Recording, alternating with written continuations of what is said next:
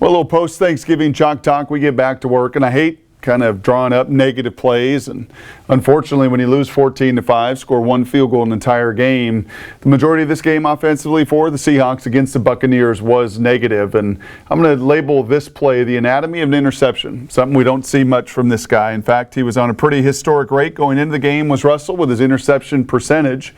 Some of the best in the history of the NFL. 2 picks coming in. Left, unfortunately, Tampa Bay with 2 more picks in his column, and this was a big one. This was right before halftime, 2nd and 2, going in, scoring position, 29-yard line, less than a minute, plenty of time. And oftentimes, it takes all 11 offensively to have an excellent play.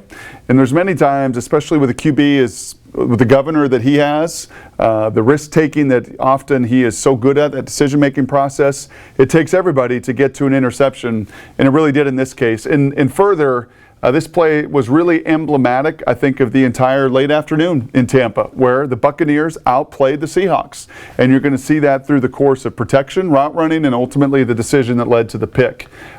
Players, formations, plays, you get in this situation, you get into empty, you try to simplify your front because Russell's been hammered the entire first half. So you get into empty, you put your players in a position where you want your speedy Paul Richardson to run vertical. You've got some zone beaters over here if you get zone. But you get, in this case, exactly what Darrell Bevell wanted.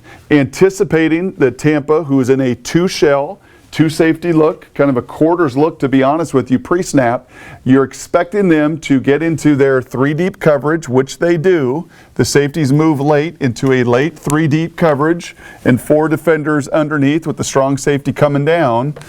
And you get what you want. You get Paul Richardson on a vertical versus a single safety. And you're trying to hit him in the hole vertically as that safety's moving to the deep center. But unfortunately, as I said, Tampa Bay outplayed you. And let's walk through those details that led to the pick. So Russell gets what he wants. The play caller gets what he wants. Gets a chance to throw a vertical versus single safety. You love that on the whiteboard. You love that until, unfortunately, they take you apart. And like they did most of the afternoon, they run a TE stunt that gets home. Glowinski and Fant can't pass this off. Pete Carroll, if you missed him on our Monday show, was awesome, talking about the fundamentals that go into the communication of these two who've got to block these two. Something they knew going in was going to be a part of this game, but they don't execute it.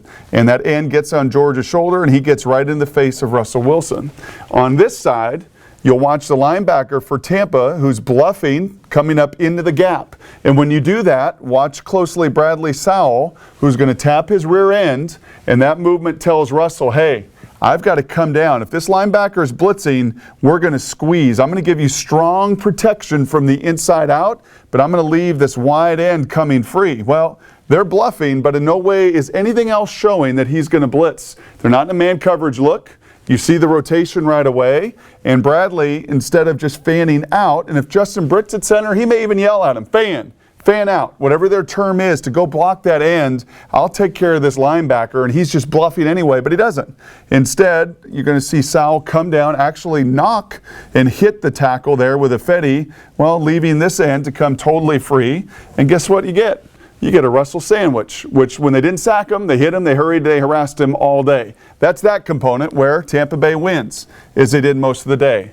The second and even more vital component here is Russell can get rid of the ball, and he did in enough time. He gets hit, sure, but he can get rid of it.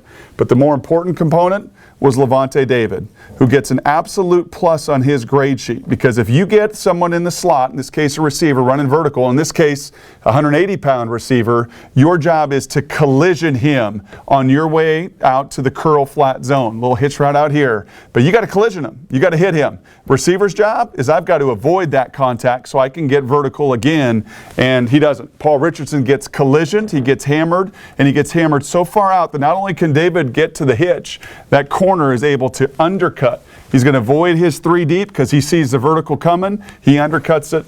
Obviously, the big play before halftime. The anatomy of an interception. It takes all parts. It takes protection, takes coverage, takes route running, takes the decision-making of Russell, who's trying to throw it with anticipation into that window, expecting his receiver to get there. He doesn't. And Tampa's able to make the play, which they really did throughout the course of 60 minutes, and why they were a winner. And the Seahawks flew about 3,000 miles home, for a rare occasion, a loser.